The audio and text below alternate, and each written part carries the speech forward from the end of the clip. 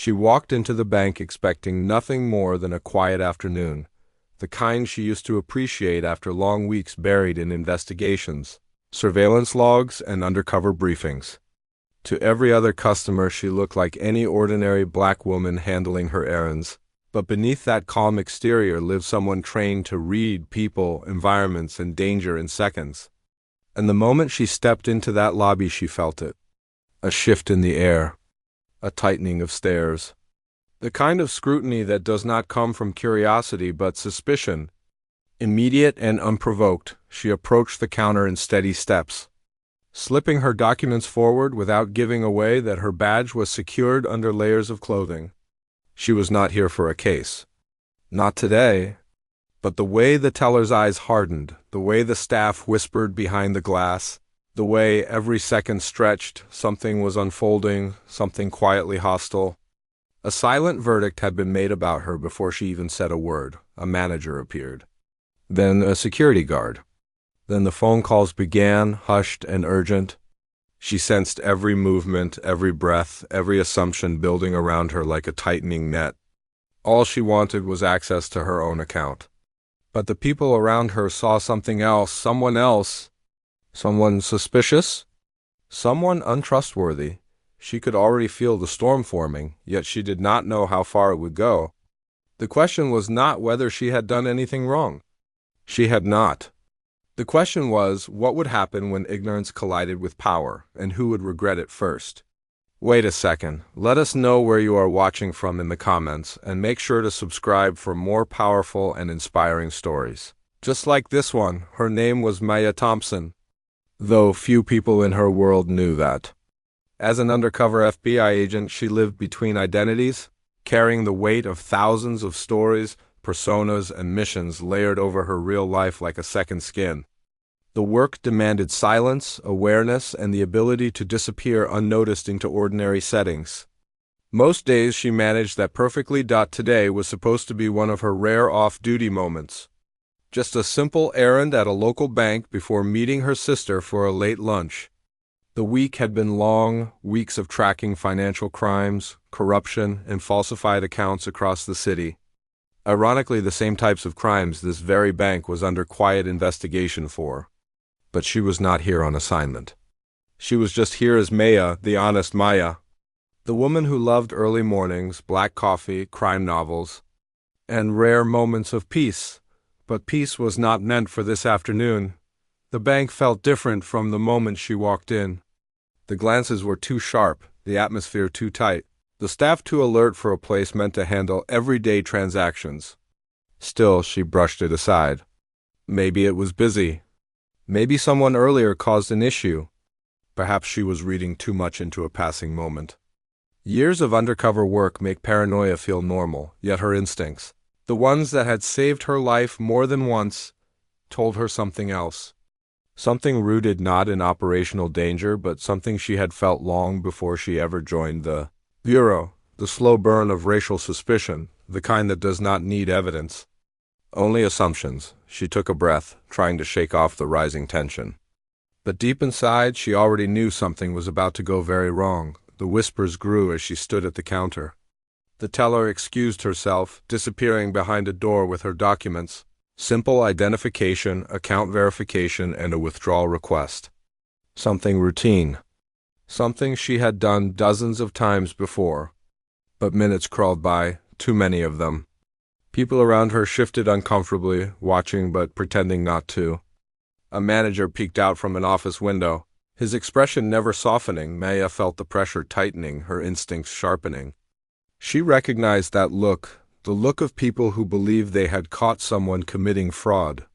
She had seen it in interrogation rooms, surveillance tapes, and case files. But she had not expected to see it in a place where she was nothing more than a customer. The manager approached with stiff steps, eyes cold, posture tense. More whispering. More stares. And then the dreaded moment, the call to the police. The hushed confirmation. The eagerness to treat her as a threat rather than a client. Her heartbeat stayed steady, trained, and controlled. She knew better than to escalate. She had nothing to hide. But she also knew that innocence did not always matter. Not when people saw color before character, a police car arrived. Then another. Too many officers for something as small as a bank verification issue.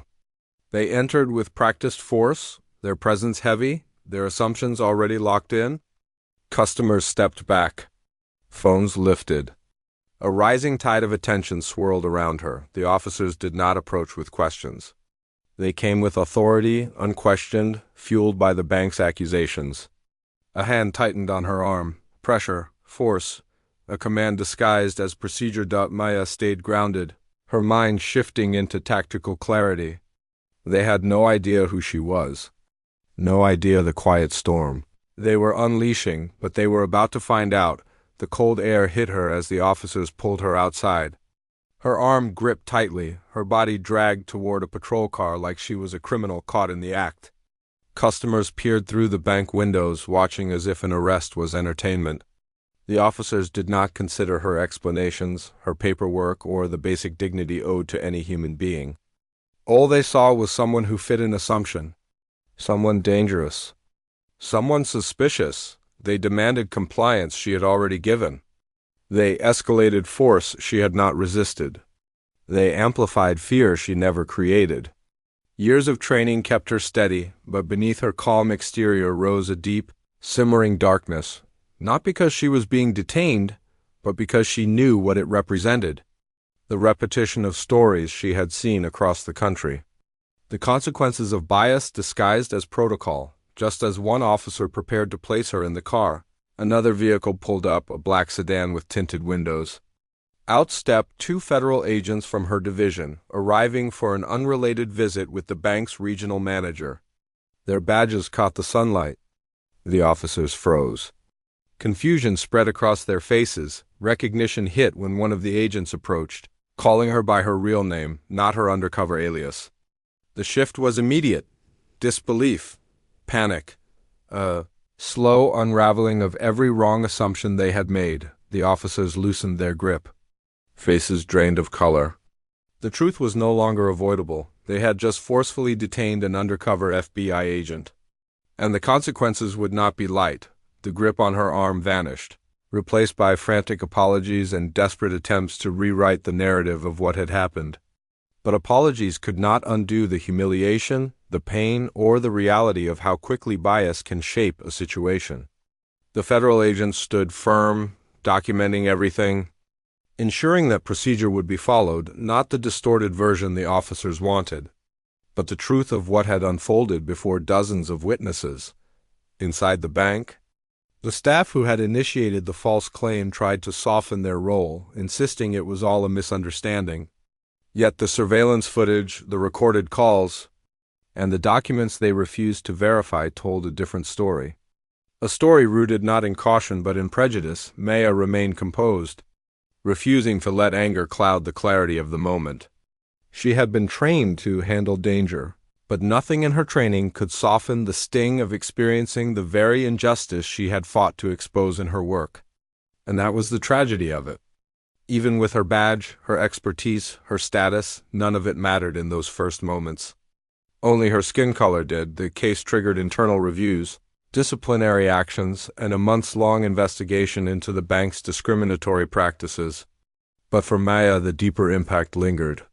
She realized how many others endured similar treatment without witnesses. Without video, without federal intervention, her experience was not an isolated incident. It was part of a larger story, a story repeated across cities, neighborhoods, and institutions.